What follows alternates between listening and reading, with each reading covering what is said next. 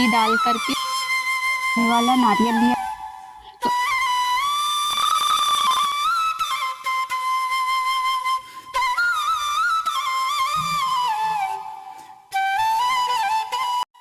आप सभी को नवरात्रि की हार्दिक शुभकामनाएं। मैंने पिछले वीडियो में अपने बताया था कि हम माँ के मंडप को कैसे सजाते हैं, तो उसका लिंक मैं आपको डिस्क्रिप्शन बॉक्स में और आई बटन में दे दूंगी। तो चलिए आइए अब हम देखते हैं कि हम माँ की स्थापना कैसे करते हैं, कलश स्थापना कैसे करते हैं, जौरे कैसे उगाते हैं और अखंड ज्योत को 9 दिनों तक हम कैसे जला करके रखते हैं बिना बुझाए। ये मैं आपको दिखाती हूँ कि हम माँ की स्थापना कैसे करते हैं। तो माँ की स्थापना के लिए यहाँ पर मैंने एक चौकी ली है, उस पर मैंने लाल आसन बिछा दिया है। अब यहाँ पर मैं अक्षत डालूंगी, इसको हम अच्छे से फैला देंगे अक्षत को, और यहाँ पे मैं माँ दुर्गा को विराजमान करूंगी। अब इनको मैं फूल माला चढ़ाऊंगी। यहाँ पर मैंने माँ को माला अर्पित कर दी है। अब मैं माँ को कुमकुम लगाऊंगी, अक्षत लगा दूंगी, और इसी तरह मैं गणेश जी को भी कुमकुम लगा के अक्षत अर्पित कर दूंगी। अब यहाँ पर मैं माँ के लिए श्रृंगार लाई हूँ। तो ये श्रृंगार आपको कहीं भी मार्केट में इजीली मिल सकता है। आप अगर आपको कुछ भी चढ़ाने की इच्छा है तो आप अपनी इच्छा अनुसार चढ़ा सकते हैं। तो ये मैं माँ को अपना श्रृंगार पूरा अर्पित कर रही हूँ कि माता रानी अपनी कृपा हम पर बनाए रखें। ये मैंने सारे श्रृंगार माँ को अर्पित कर दिए हैं। इसमें मेहंदी है, बिंदी है, चूड़ी है, नेल पॉलिश है, काजल है।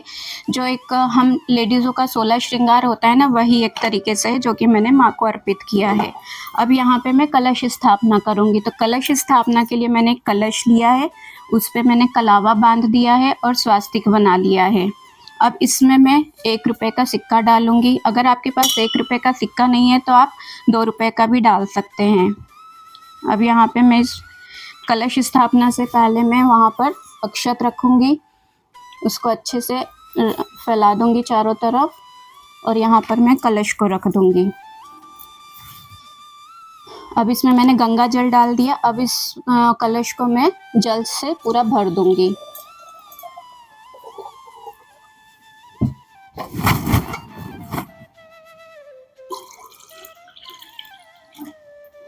अब यहाँ पे मैंने आम के पल्लू लिए हैं। तो आप आम के पल्लू 5, 7 या 11 ले सकते हैं, और उसको मैंने रोली से टीका लगाया है। तो आम के पल्लू को अब मैं यहाँ पे रखूँगी कलश के ऊपर। अब यहाँ पर मैंने पानी वाला नारियल लिया है, इस पे मैंने स्वास्तिक बना दिया और खलावा बांध दिया है। तो आपको ये देखना है कि जो हमारा पानी वाला नारियल होता है, तो इसका जो ऊपर वाला सिरा होता है, तो हम इसे ऊपर की साइड रखेंगे, और ये जो पूंछ होती है इसको हम अब आम के पल्लू पे रखेंगे। तो अब मैं इसको आम के पल्लू पे इस तरीके से रख दूंगी। ये मैंने आम के पल्लू पे कलश को रख दिया। अब यहाँ पर मेरी माँ की स्थापना हो गई है, कलश स्थापना हो गई है। तो चलिए अब हम देख लेते हैं कि हम ज्वारे किस तरीके से उगाते हैं। तो यहाँ पर मैंने एक मिट्टी का बर्तन लिया है, उस पर मैंने पूरी अच्छी तरीके से मिट्टी डाल दी है। अब मैं इसे रोली से टीका कर दूंगी। यहाँ पे मैंने इसको रोली से टीका कर दिया है।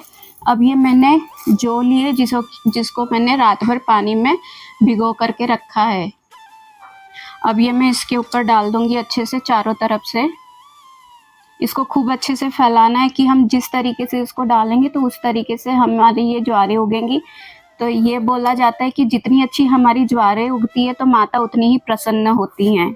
तो इसको मैं अच्छे तरीके से चारों तरफ फैला दूंगी। आप जब भी ज्वारें उगाएं तो उसको ध्यान रखिएगा कि रात को पानी में भिगो दीजिएगा। तो उससे क्या होगा कि ये फूल जाएगी तो जल्दी उग जाएगी। अब ये मैंने ज्वारें उगा दी, पूरी डाल दी है इसमें। अब इसमें मैं ऊपर से मिट्टी डाल दूंगी। ध्यान रहे कि हमें इसे पूरा नहीं ढकना है, हल्का हल्का ढकना है। चारों तरफ मैं अच्छे से इस पे मिट्टी डाल रही हूँ। ये हो गया अब हमारा ज्वारे, इसमें मैंने सब मिट्टी भी डाल दी है। अब इस पे हल्का सा मैं पानी का छींटा दे दूंगी। एकदम हल्का सा देना है क्योंकि हमारी ज्वारें भी गीली हैं। तो बिल्कुल आप थोड़ा सा पानी लीजिए और हल्का हल्का इस पे बस छींटा डाल दीजिए। तो अब हमने माँ की स्थापना कर ली, कलश स्थापना कर ली और ज्वारे हम किस तरीके से उगाते हैं वो भी हमने देख लिया। अब हम देख लेते हैं कि हम अखंड ज्योत कैसे जलाएंगे। तो अखंड ज्योत के लिए हम कलावा ले लेंगे। कलावा को आप इस तरीके से नाप लीजिए, आपके एक हाथ का होना चाहिए। अब इसको आप अच्छे से बट लीजिए। बटने के बाद आप इसमें अपने जो भी आप अखंड ज्योत या दीपक यूज़ करें, कई लोग मिट्टी का दिया भी यूज़ करते हैं, कई ये पीतल का भी यूज़ करते हैं। तो इसको आप अच्छे से बटने के बाद इसमें डालिए और नीचे से पकड़ के खींच लीजिए इसे। अगर नहीं जा रहा है ना तो आप एक कोई भी सुई ले लीजिए, सुई की सहायता से इसको डाल दीजिए।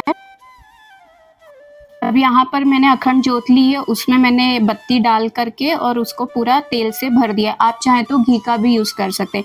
अब इस अखंड ज्योत को आप एक प्लेट पर रखिए, उस पे स्वास्तिक बनाइए और उसमें अक्षत डाल दीजिए और फूल माला भी आप फूल भी डाल सकते हैं।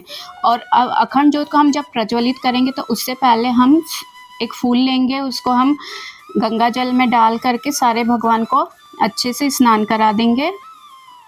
कलश पे भी हम छींटा दे देंगे। ये अब हमारा इधर अखंड ज्योत पर भी हम कर देंगे। अब यहाँ पे हमारा हो। अब मैं माचिस से अखंड ज्योत को प्रज्वलित कर रही हूँ